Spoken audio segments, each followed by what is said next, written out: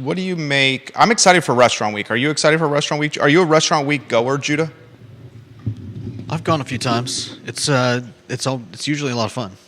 Do you go to multiple spots in Restaurant Week? I mean, do you go to Restaurant Week every year?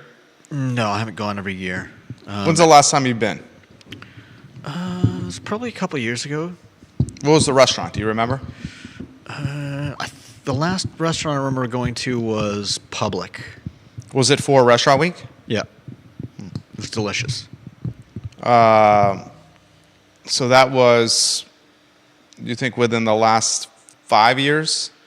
Yeah, it was definitely within the last 5 years. Okay. What do you make of the $36 and $46 price point? I mean, I think you really have to take them individually. Some of the places are definitely, they're definitely not going to be able to get a good meal at, some restaurants for a lower price point than that. So I understand that some of the places have to go with the higher price point. I think there are others that, I think a burger place, for instance, would have to offer quite a bit in order for me to think that like a $35 price point would be a good deal. We'll talk about it on the show, guys. We'll also talk about the lawsuit now. That's trying to squash upzoning. Livable Charlottesville's taken a very strong stance against this. We'll talk about that on today's program. Dylan's Rule, welcome to the program. Virginia basketball gets a victory over the weekend. We'll highlight that on today's show. If you want, we can respond to that email later, J-Dubs, after the program. We'll get conversational today. I may Facebook message you a couple of lower thirds that you can put on screen. In fact, why don't I do that if you open your inbox? Viewers and listeners, let us know if there's a topic that tickles your fancy. We're happy to do that on a Monday. We very much enjoy connecting with you guys through this network. We had a great episode of Real Talk with Keith Smith this morning, and the Monday edition of the I Love Seville show is always red hot. It's red hot in here in the I Love Seville studios. I'm sweating, Judah. I'm sweating. Nothing new there. Judah's freezing. The odd couple comparisons continue, even to temperature.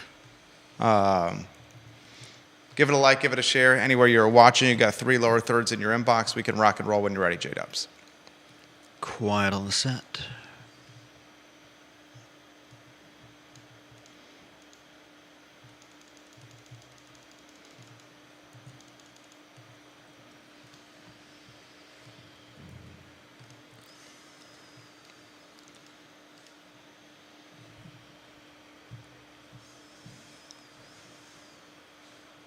Welcome to the I Love Seville show, guys. Good Monday afternoon. Thank you kindly for joining us. My name is Jerry Miller. We are live in downtown Charlottesville in a studio that we built to spec with technology, hardware, and software that is proprietary, unique, and permissible of live streaming to dozens of social media channels at the exact same time. Today's program is dynamic, where you, the viewer and listener, can help shape the show. I'm excited for the program. We have topics today that matter to folks of Charlottesville, Albemarle County, and Central Virginia, where we are looking to be the water cooler of content. That's the point of the network. We don't want to break the news, although we don't mind doing that. We want to analyze the news on this fine and fair talk show. There's a clear dividing line that's forming in the sand, Judah, between the city of Charlottesville, City Hall in particular, upzoning proponents and upzoning advocates, specifically the nonprofit, the urbanist nonprofit, Livable Charlottesville. Right now, there is a lawsuit that is looking to pepper spray or shoot down the upzoning ordinances that were recently passed. This lawsuit will be the first of many. And Livable Charlottesville is taking the vantage point that it's wealthy homeowners, the one percenters, the well-to-doers, that are looking to kill the opportunity of an American dream of home ownership in Charlottesville. Livable Charlottesville, its co-chair Matthew Gillikin, were recently quoted in the Daily Progress, and I will read you that quote in a matter of moments from Matthew Gillikin. He says, and I quote this from the Daily Progress, ladies and gentlemen, quote, "Charlottesville's new zoning code is the product of years of community input, debate, and democratic processes. Just as the frivolous lawsuits to prevent the city's disposal of racist statues and block the comprehensive plan failed, we expect ultimately the new zoning code will prevail. The suit is a defense of the status quo by comfortably housed people and will perpetuate our area's affordable housing crisis if successful." End quote. This in the newspaper, public record now. We talked about this first on the I Love CVille show last week. It is making its rounds. There are 9 plaintiffs listed in the lawsuit. These are the folks looking to sue the city to stop the upzoning ordinances, the upzoning approvals that were recently initiated. Some of the folks in the lawsuit, Edward and Susan White, Roy and Christy Van Dorn. In fact, Roy Van Dorn came on this talk show. I believe you have his photo you can put on screen. Michael and Lillian, is it Vivier? Sorry, Michael and Lillian, if I'm messing your last name up. Jenny Clay and Thomas and Kemp Hill. Interestingly, the Daily Progress, specifically Jason Armesto, the staff writer, and Jason, if you watch and listen to the show, and I've been told that you watch and listen to the show sometime, and in fact, someone mentioned Jason Armesto, the Daily Progress staff writer. Someone sent him a message. Let him know we're talking about his coverage today in the newspaper. I don't always agree with the vantage point of his coverage, and whether we want to admit this or not, anyone who reports the news, while their goal is to be impartial, we're human beings, and we see the news through the lens that is unique to us personally. And the lens of us, our lens, our vantage point, how we see things, has been determined and shaped by our rearing, how we grew up, how we were parented, how we were raised, how we were educated, the trials and tribulations we've been through in life. So while reporting the news is supposed to be impartial and it's supposed to be the facts and nothing but the facts, any reporter is going to look at how he or she are going to report something, and they're going to see it through a vantage point or a lens that's specific to them, so it will always have a slant. And whether folks want to admit this or not, especially in smaller markets like Charlottesville, and Charlottesville is a very small news market, the folks that are reporting the news in this market are severely underpaid, almost living at the poverty line. And it's crazy for me to say this. It might be crazy for you to comprehend this or appreciate this, but the reporters that are working for the TV stations and the newspapers locally, even many of them that are on air on the radio stations, are working at essentially poverty line wages. And when the reporters are working at poverty line wages, where they're working second and third jobs just to pay their bills outside of the 40 hours a week they may work in a newsroom at the newspaper, their lens or their vantage point when reporting the news is going to be influenced by these financial struggles or these trials of tribulations of just trying to make it in the Charlottesville market. And I know this firsthand. When I started in my professional career, it was as a part-time writer at the Daily Progress. I parlayed that part-time experience through some excellent performance into a full-time staff writer job, later an editor's position where I was one of the youngest editors in Daily Progress history. I also worked for NBC 29 as an on-air personality and off-air producer, and for Monticello Media and ESPN Radio doing radio broadcasting and sales. So that experience, which was nearly a decade of newspaper, radio, and television, offered not only the foundation for launching this podcasting network, the brand management services we provide our clients, but it offers a vantage point of what today's crop of reporters are going through. And I know certainly that the reporters are struggling to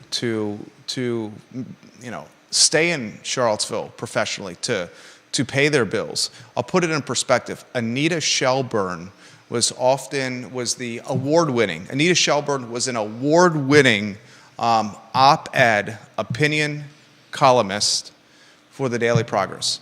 When the Progress was printing a print edition regularly, inside the A section, the primary section of the newspaper, there was a column or an opinion piece that was written by Anita.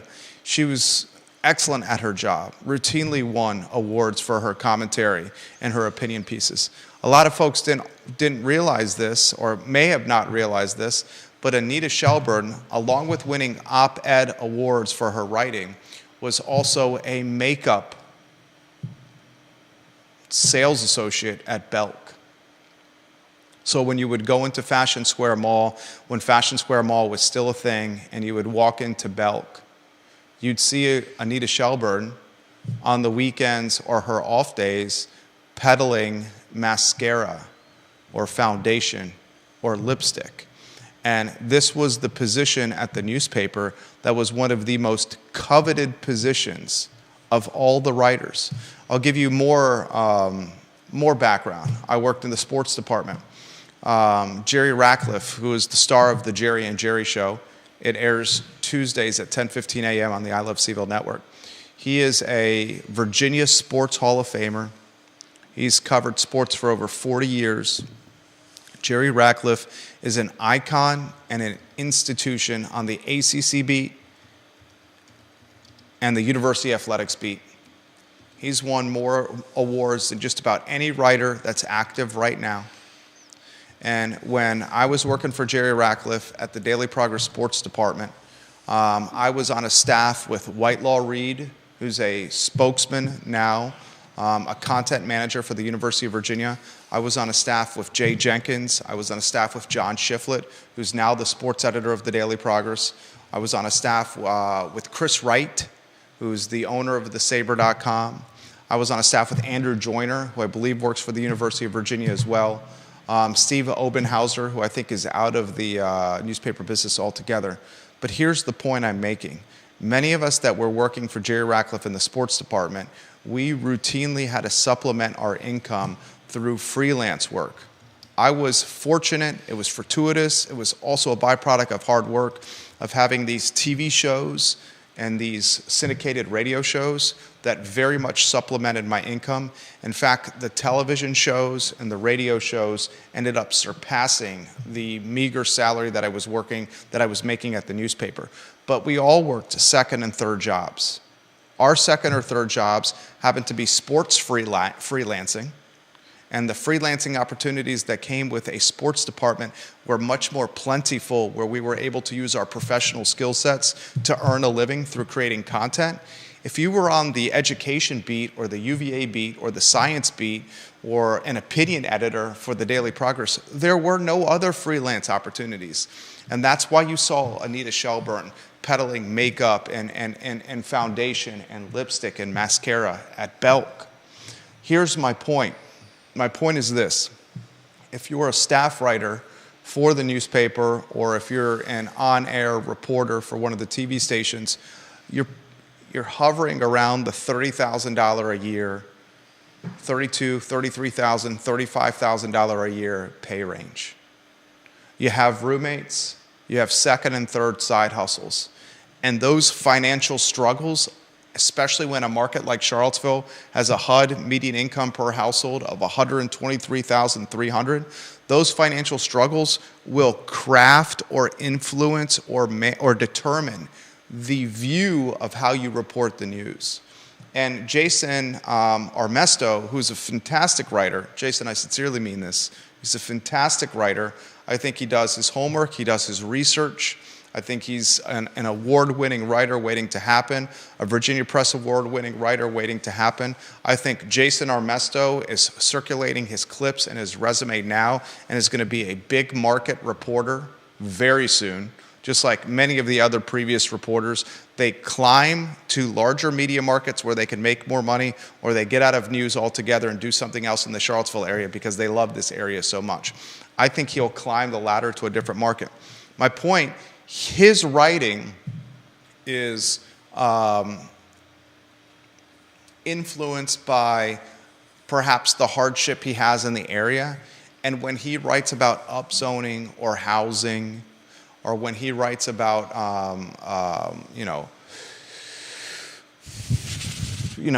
folks in a wealthy position, it has a slant. And the slant from time to time is one that is, I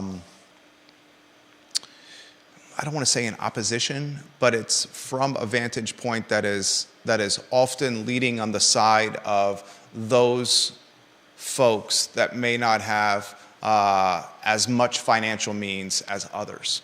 And if you look at was it today he released it? It was 6 hours ago online. The headline is Charlottesville residents sue to block rezoning.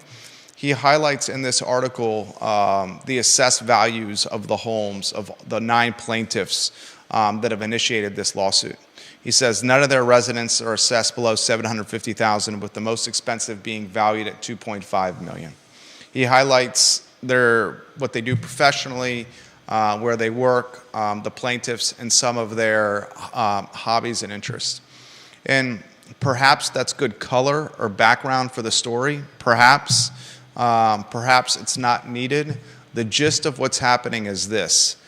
We have a lawsuit that's opposing upzoning, and it's rooted on the foundation that this increased density that's on the horizon, or potentially on the horizon, is going to significantly throttle or have a friction or loggerheads with the infrastructure that we have in the city. That infrastructure may be roadway. They highlight the Virginia Department of Transportation in this lawsuit. That infrastructure may be water, that infrastructure may be schools, it may be quality of life, it may be buying a home tied to a certain zoning code and not expecting that zoning code to change. And when it did change, homeowners felt betrayed, or they felt ravaged, they felt taken advantage of. It won't be the last lawsuit. Many more are in the pipeline. And what the city is going to find now is it's going to be handcuffed with red tape associated with lawsuits. And this is something that's going to take an extended period of time. I wouldn't even want to quantify how long it's going to take to navigate. And now you have Livable Charlottesville, the urbanist nonprofit, the co-chair, Matthew Gillikin, the other co-chair, Stephen Johnson, who's a UVA professor, now taking a side. Even Michael Payne, the city councilor, has said, we did this the right way. I'm confident staff did this the right way in Charlottesville. I'm confident our city attorney did it the right way. Michael Payne said, I'm confident us as councilors did it the right way. And Michael Payne has highlighted the precedent of other jurisdictions with lawsuits being initiated when other localities in Virginia have tried upzoning. The reality is this: the most aggressive upzoning plan in the Commonwealth of Virginia's history was right here in Charlottesville. Any locality that's tried to do this, create more housing and more density to stabilize prices when it comes to housing, the most aggressive plan of attack in the Commonwealth is here in a 10.2 square mile city we call Charlottesville. And what we know about this city is we're an engaged populace. We're an engaged citizenship, Judah? Citizenship, I think either one works. Thank you. We're an engaged citizenship. We're a wealthy citizenship.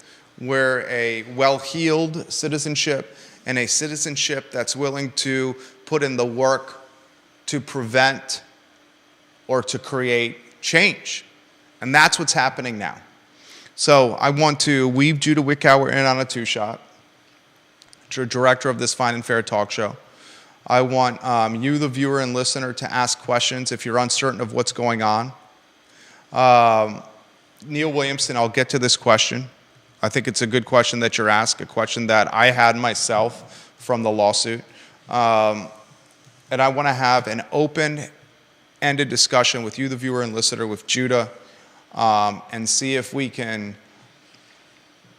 navigate the cloudy horizon in Charlottesville when it comes to local government intervening with capitalism, the private sector, and the supply chain we call real estate. So, Judah, I'll ask you first.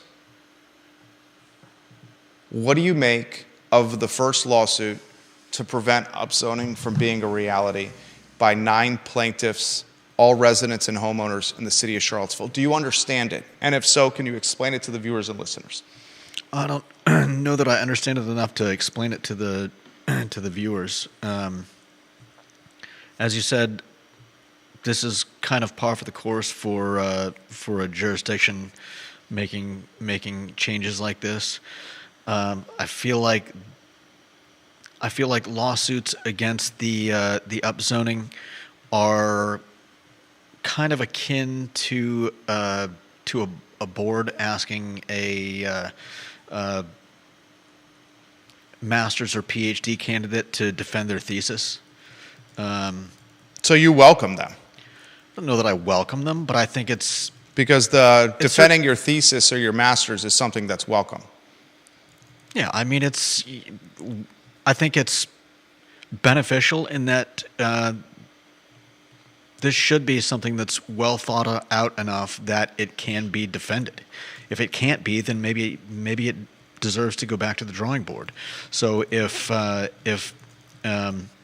Councilor Payne feels that they've done everything correctly and nothing is out of order, then I don't see how, aside from the time spent in court on this, plus taxpayer resources. That's fair, but something like this was going to pop up, and it pops up pretty much everywhere upzoning pops up. So I don't see that. It's not like this was unexpected. I feel that the council should be able to defend their product, and city attorney will be doing that. And I think that if they do a good job, as one would hope they would, that people will come out of this with a better appreciation for the upzoning. One gentleman watching this Fine and Fair talk show, John Blair, has a fantastic vantage point to potentially contribute to this discussion. He is a lover of Charlottesville, is a city attorney, has been a city attorney of Charlottesville, is a homeowner, and is a voice of reason in this community. John, I sincerely mean that. Neil Williamson's watching the program. He says, can you explain how quality of life is defined as infrastructure? Not questioning the impact, just the definition. And he says, for what it's worth, I sincerely appreciate those who are not afraid to properly utilize the legal system to question authority. Can you get Neil Williamson's photo on screen? He's a key member of this family. Neil Williamson's power ranking should climb. He's a sports fan. Neil Williamson is currently number 28 in the power poll. And from what I can tell, Neil Williamson's ranking should climb into the 22 slot. We'll make Neil's climbing the polls, the president of the Free Enterprise Forum, from 28 to 22, if you want to switch those out, please. Am I just switching him with current? That'd be good. Neil says, can you explain how quality of life is defined? Deep Throat, I'll get to your comment in a matter of moments. Look, quality of life is an ambiguous term. What determines quality of life? Depends who you ask. Depends on who you ask. A lot of people would say quality of life is the ability or the realistic chance of procuring or obtaining housing at a fair wage that is in the 30 to 35% range of their take-home pay. You want to be in that 30 to 35% range. A lot of people aren't. I believe it. A lot of people are surpassing 50.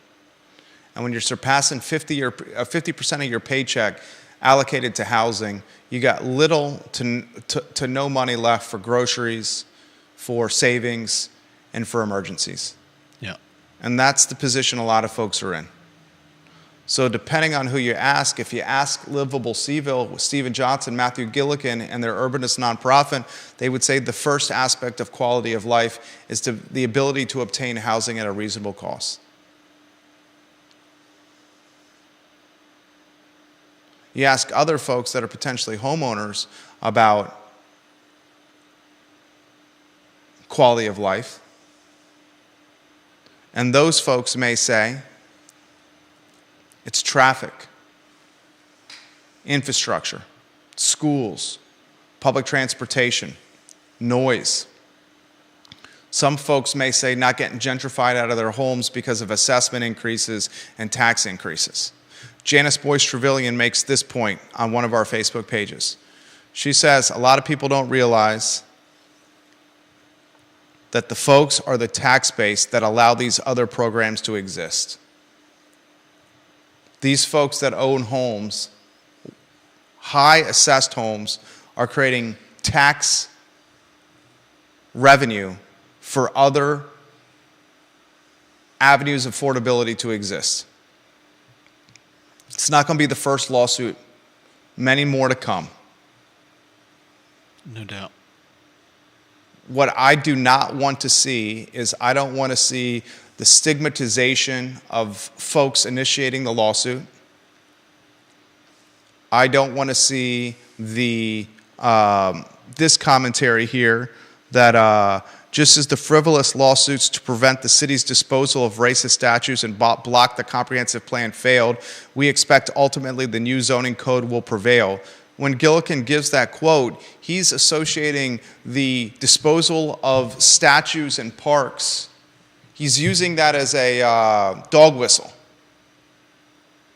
That phrasing is utilized as a dog whistle, and it's used to imply or to implicate those that are opposing upzoning as racist. And I don't think that's their intent at all. No, I'm sure they have genuine concerns that their concerns are infrastructure based. Yeah. Their concern could be this: I bought a house in an R1 neighborhood, single family detached neighborhood, and my plan when I purchased this home and paid top dollar, because Charlottesville's expensive, was it was always going to stay R1 single family detached. I wasn't going to have a multifamily or a duplex or quadplex next door to me. And I don't fault those folks. Right. I don't fault those folks. And just as the democratic process of upzoning getting pushed through, initiating a lawsuit to prevent that process from becoming a reality is also democratic. Yeah. It's also what permits this country, this commonwealth, and our city to be a place we want to live, because if we can rally the troops or if we can prove an argument, then we can keep something from potentially happening. Yeah. Let's get a deep throat. Get his photo on screen. He says, on the lawsuit, I know there were many more people willing to join it, but because a challenge needed to be filed within 30 days from the action of the draft zoning ordinance being passed, the law firm could not get conflicts cleared in the few days between these people's expression of interest and joining and when filing deadline was, including the fact that there was a holiday and snow days right in front of the filing deadline. He says, to our point about the grouchily underpaid reporters, Deep Throat recalls a pop-up where Allison Rabel was there, and one of the pro-upzoners there was like, see that reporter, she can't afford to live here. My view was, yeah, that's sad, but the failure of Lee's business model was not the fault of upzoning. He also says this, and by the way, why wouldn't city just do a transportation study now? Surely it would be done before any case goes to trial, and it would be a useful thing to do, totally apart from rezoning. What is this city afraid to learn? Or is it just typical incompetence and stubbornness of the city leadership? Warrior AG, welcome to the program. Thank you kindly for joining us. Logan Wells Colelo, hello.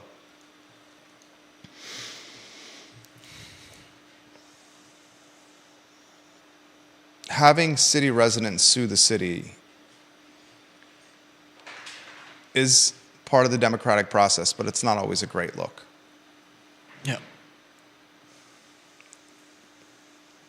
And I've said this once, and I'll say it again. I don't think this plan of attack is going to stabilize prices by any means.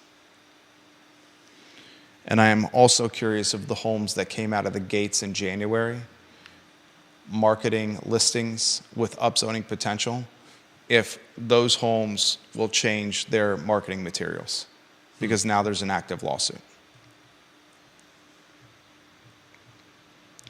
I think we are going to see much more talk on this topic.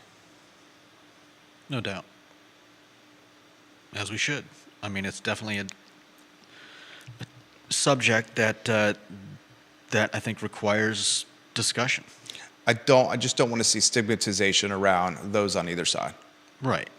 I mean, that's always a problem. Vilification of someone that you disagree with is pretty low. And comparing these lawsuits to the removal of statues in parks is an implied Yeah. what? It's a kind of a slap in the face. Yeah. If you've got an honest concern and someone starts throwing around at least the implications of racism, I think that's poor faith arguments. Follow it closely. We will. And can you imagine, is courage the word you would use for 9 people as plaintiffs to enact a lawsuit, to launch a lawsuit? Is it courage? I don't know if I'd go that far. What do you call it? Chutzpah? I don't know. Chutzpah's a Jerry word. You saying I can't use it? I'm saying you can use chutzpah if you want, but I mean, that's a word I use on the regular. What would you call it? I mean, that's why I used chutzpah because that's what I'd call it. I don't know that. I don't know the people well enough to know their. It's a fine line between chutzpah and courage, is it not? Courage to me implies that there's something to be afraid of. I don't know that any of these people are afraid that they're going to start getting their houses egged or teepeed. You think they are? Yeah. Well, then maybe there is some courage involved. Like I said, I don't know the people enough, and I don't know the opposition enough. If the opposition is willing to go to the go as low as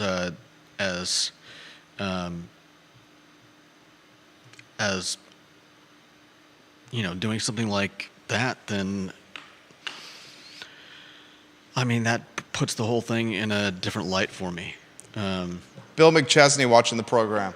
He says it's not about pricing, it's about drastically changing neighborhoods and all socioeconomic statuses. Can you put Bill's photo on screen? Bill is the mayor of McIntyre. He has indicated on previous shows his family very much on a fixed income, number 15 in the power poll. And when assessments go up, that means he and his wife have less money every week and every month for bills, emergencies, and savings because they're on a fixed income. Mm-hmm. I mentioned this live on air.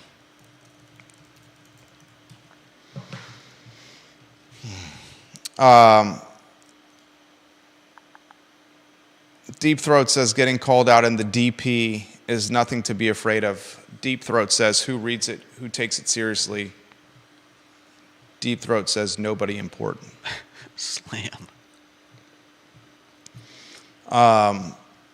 That's one of the challenges of putting the content behind a paywall. So you got a smaller readership. Mm-hmm. Especially in tough economic times, and especially when the content's not as prolific as it could be or should be. I think it probably takes a level of courage to get a lawsuit like that in the public record, because I would think that there's going to be a level of social retribution, digital retribution, stigmatization, and certainly I hope no more than name calling or dog whistles. Yeah. But you just don't know in this Right. day and age. You brought this to our attention, the $36 and $46 price points of Charlottesville Restaurant Week. Yeah. Restaurant Week is something that we very much support. A lot of folks don't realize this. The Charlottesville Restaurant Week brand is a brand that we sold to Blair Kelly and Bill Chapman, the owners of the Seaville Weekly, in a 5-figure deal. Charlottesville Restaurant Week is, I mean, you were a part of the team then, built it into a brand, drove it into the highest level of engagement it's ever had, and then exited the platform and the brand by selling it to Chapman and Kelly, who at the time owned The Hook and the Seaville Weekly, in a multi-day negotiation that happened in the conference room of the Seaville Weekly in the downtown mall, that is now the presidential headquarters of whom? Isn't he a Kennedy? Yeah, Kennedy. I think you're right. Yeah. I think Kennedy's presidential headquarters. You saw DeSantis dropped out, right? No, I didn't. DeSantis is out. And now DeSantis is fully endorsing and backing Trump. The likelihood of a Guess that's not a surprise. Trump-Biden race in 2024 is pretty high. Restaurant Week is an opportunity. It's 35 and 45. I think I may have said 36 and 46. 35 and 45, if you're putting lower thirds on screen. I'm not sure if you are. Yeah, they're up. It's January 29th through February 4th. And there's a number of participating restaurants, ones that we love. I mean, we love Bell, we love the Bebedero, and we love Maru, and we love the Clifton, and Bizou, and Bang, and Ralph Sampson's Tap House, and Mockingbird, and the Whiskey Jar, and Tavern and Grocery, and Fig, and Cafe Frank. And I mean, we love these spots. And we want you to participate or help them or support them from January 29th to February 4th of this year. It's the dog days of winter. And in the dog days of winter, folks are not going to restaurants. They're vacant. Restaurant Week was an idea of doing it in January and the dog days of summer when people are traveling, or in the winter when they're licking their wounds from Christmas spending and paying credit card debt down. It's freezing cold outside. I woke up, it was 9 degrees in Keswick, 10 degrees in Keswick. Mm-hmm. The price points have some folks raising their eyebrows. And the commentary I'm going to offer is in support of the restaurateurs who are just trying to potentially make it. These guys are feeling the pinch of labor shortage, and the labor they have knows that there is a shortage out there. And because there's a shortage out there, the labor that is existing is commanding top dollars. Cost of goods is expensive. Landlords aren't dropping on their rent. Definitely not. Consumers are questioning every dollar spent. Headwinds galore and a saturated line of business restaurants. So how do you want to handle the $35 and $45 price points? I mean, it's... You and I often, I think what makes the show great is you and I often have differing ways of looking at things. Yeah. I mean, I think this, I think you definitely have to do your homework. I haven't taken a look at all these, but there are definitely some that are appealing. I've already got a couple in mind that I'd like to possibly check out. Which one specifically? Like I said, I haven't looked through all of them, so this isn't... You said you had a few in mind, so which one specifically? I like Inca Grill. I like Ralph Sampson's American Tap Room. All right, let's take Ralph Sampson's American Tap Room.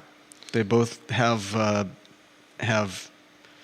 courses that appeal to me. Okay, let's go Ralph Sampson's American Tap Room. It's at the $35 price point. Yep.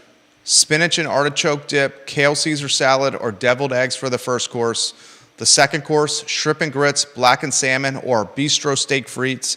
And the third course, bread pudding or a Rocky Slide brownie sundae. Ralph Sampson's American Tap Room, by its name, is a tap room. by its name is a tap room. Yeah. Some would call it a bar, a burger joint, a sports bar, a burger and sandwich restaurant. A lot of folks don't realize it's got the highest rent of any restaurant in Charlottesville, Ralph Sampson's American Tap Room. $35 price point for a sports bar, a burger and beer joint. Yeah, but if you look at the menu, I mean, bistro steak frites, you're not going to go to a restaurant outside of Restaurant Week and get steak frites for under probably what, $17, $18.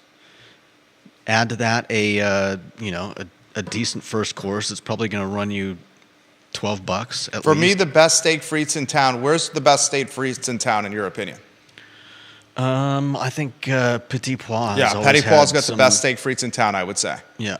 Let's see what their everyday steak frites price point is on their menu. I'm going to their website now. What would you say it was? I'm going to stick with my $17, $18. I think that's extremely light. I think steak frites for dinner is between $25 and $30. In fact, I would bet, and they don't have price points on their menu, unfortunately. That's a bummer. I would bet you would be challenged in this community, you would be challenged in the city to find an entree that was a non-sandwich entree that was lower than $25 that had a protein in it.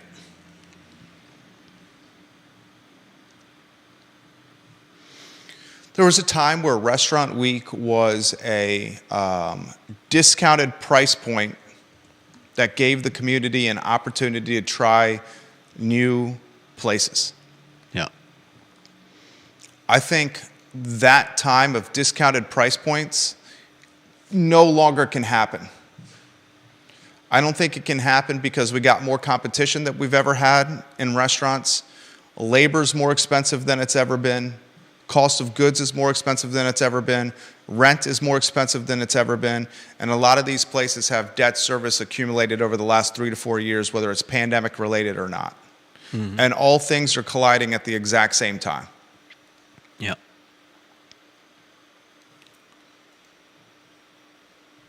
And I said this last week, we're seeing before our own eyes the gentrification of dining out, eating out. And I'll say this again. I'm all for everyone having a living wage. I want everyone to have a living wage. I'm all for everyone earning as much money as possible. Mm-hmm. But one of the byproducts of small businesses, in particular one that's extremely seasonal like restaurants, paying wages of $20 plus per person, is those business owners choosing to go on a different path when it comes to labor, pick up windows, QR codes instead of front of the house staff, and also the consolidation of jobs. Yeah. $35 and $45 price point for Restaurant Week in January. The Local has Local's a great restaurant. They've got steak frites on their menu. Yeah. And their price point, I bet it's over 25. It is exactly 25. Okay. And what's that come with? Grilled New York strip, horseradish artichoke bechamel, crumbled blue cheese, caramelized onions, fries, and the vegetable of the day. It sounds perfect. So some of that I like the vegetable of the day, that you might consider that an appetizer. I wouldn't say that's an appetizer. You don't think? No, that's a just side. Comes with it? Okay. You would drop $35 at the tap room for spinach and artichoke dip, steak frites, and a Rocky Slide brownie sundae? Rock Slide brownie sundae? Yeah. Yeah, I think I would. You would? I think so. Do we think this is going to be a well-turned-out restaurant week? It would be nice if it was. I have no way to judge whether it will or not. I mean, I certainly want it to be. Mm-hmm. I would say these are one of the most challenging economic climates during a restaurant week in some time, though. Yeah, no doubt. John Blair watching the program, he says, thank you for the kind words. He says, as is, and I totally understand, like he normally does, he's not going to comment on the lawsuit. Totally respect that. He says, what I will offer is this. You are 100% correct. The market and interest rates are so much more important to the production of housing than zoning regulations. I mean, one way that the city could produce more housing or help produce more housing is getting the red tape cut and getting the window of a window to a CO diminished. Helping folks that want to build housing get to housing quicker and faster, cracking ground faster. Yeah, definitely. I also have highlighted in previous shows that the city itself has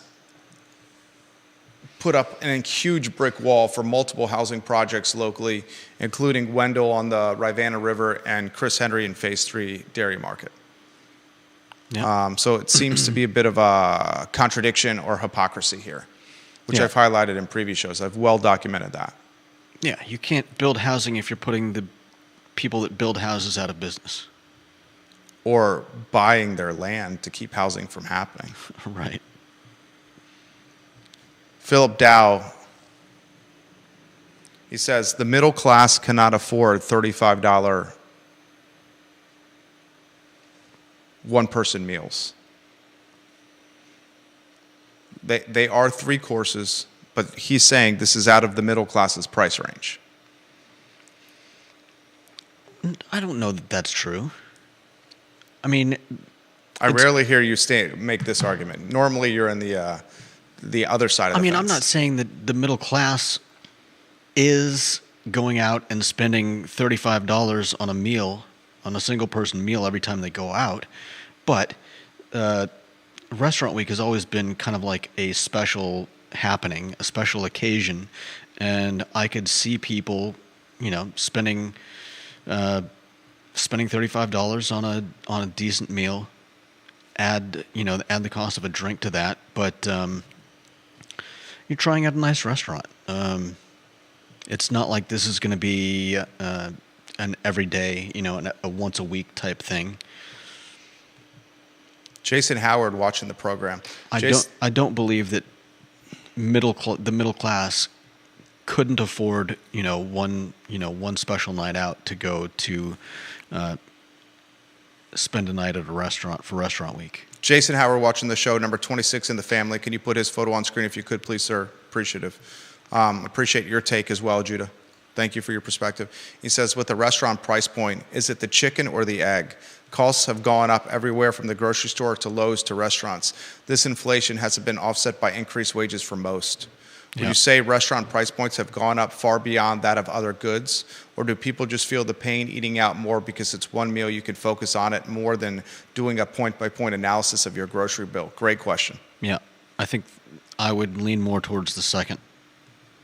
That it's easier to... That it's easier to take a look at that one specific... it's like...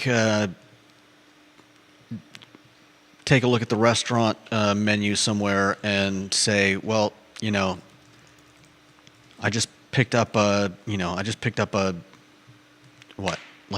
York strip steak or something at the grocery store. Did you buy it at Reed's? And I can cook it up for a lot less than, I can cook up a pretty darn good steak. What's this New York strip at the grocery store run these days? I honestly don't know. I'm not usually. Oh, is this a hypothetical? Yeah, this is a hypothetical. Understood. I'm not usually at the store buying New York strip steaks or any other kinds of steaks, unless I find them on sale, and then I might grab a couple and stick them in the freezer for when I want to splurge. But I can cook up a pretty darn good steak. I can cook up a pretty darn good double stuffed. What do you call it? Double stuffed baked potato. A lot of directions Baked with that potato. one. Okay. And so why should I? Why do I want to go and spend $50 at a store? That's a cost that I can easily skip and have a good meal at home. So yeah, I think his take is 100% on that. It's easy for people to say, well, I would love to go do that, but now's not the right time. Janice Boyce Trevelyan says, we spent $50 for breakfast and it was nothing special. Jason Howard says, suing the city certainly is bold. It's a small town, and putting your name on a lawsuit against rezoning is publicly stating your opinion on an issue many are passionate about. Only so many people and companies to do business with, and a lawsuit against the city could alienate some of them. I feel like it's a bold move too. Deep Throat says the upzoners conflate zoning complexity with regulatory complexity generally.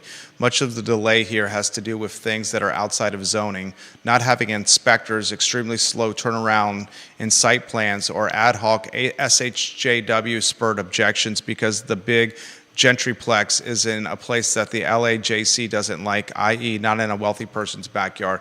It's a lot of red tape is what he's saying. Ginny Hu says she's with Judah. Our whole family wouldn't be going, but Restaurant Week is nice for a special date night. Yeah. I will say this, and I want to stand up for the restaurant owners. The ones that are charging $35 and $45 for Restaurant Week next week, they're not really going to be making much money. Right. And it's also it's not on them, is it? I think they usually have the two price points that they can choose between, correct?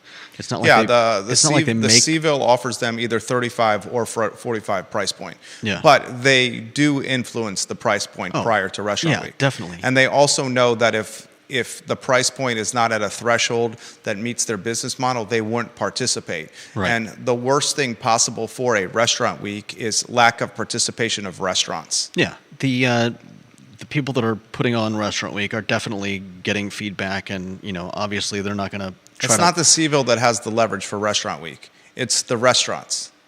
Yeah. And in some cities, but ultimately before it starts going up on the website, there are two. When I did Restaurant Week, when I launched Restaurant Week, there was 3 price points. Yeah, I think the lowest was 19, wasn't it? I think we did 16, 26, and 36. And the 16 got your handhelds, your bar and sandwiches in there. Yeah. Your burgers and sandwiches restaurants in there. 26 was middle to high, and 36 was high. Holly Foster says, don't forget that a salad was also included at Ralph Sampson's. Restaurant Week in all locations has always been an opportunity to try places that are less affordable. Yeah. Absolutely. Queen of Henrico, Holly Foster, if you want to put her photo on screen.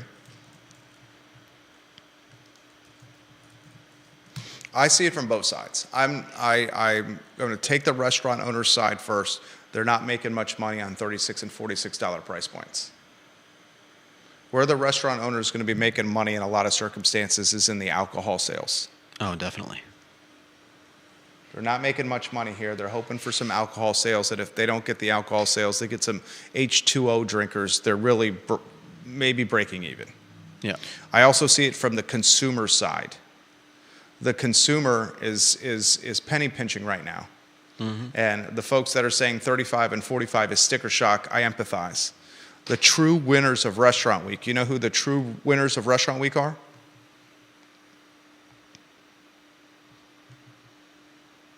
I do not. The Seville Weekly, that charged a fee for the restaurants to participate. That's fair. They had to do winter and summer and buy a place in the print edition, buy an ad in the print edition as well. Those are your true winners of Restaurant Week. All right, that's the Monday edition of our Fine and Fair Talk Show. Anything you want to close with, Judah B. Wickhauer? Let's see. If not, I thought you did a good job. There's an interesting Piedmont pitch that's creating a 10-week program that helps small businesses, and graduates will have the opportunity to pitch their business idea for up to $15,000 in prize money. So if anybody's thinking about starting a small business, look into the Piedmont pitch. You got anything you would pitch? Not right now, no. It's fair. Would you ever open your own business? I might. You've worked side by side with a business owner for 13 years. Would you ever open your own business? Yeah, I might. knowing what you know now? I mean, there have been lots of businesses that have been successful over the years. Because you've worked side by side with what we do, a number of businesses. You've got a very nice bird's eye view. Mm-hmm. I mean, I would say 1,000 plus in over 13 years.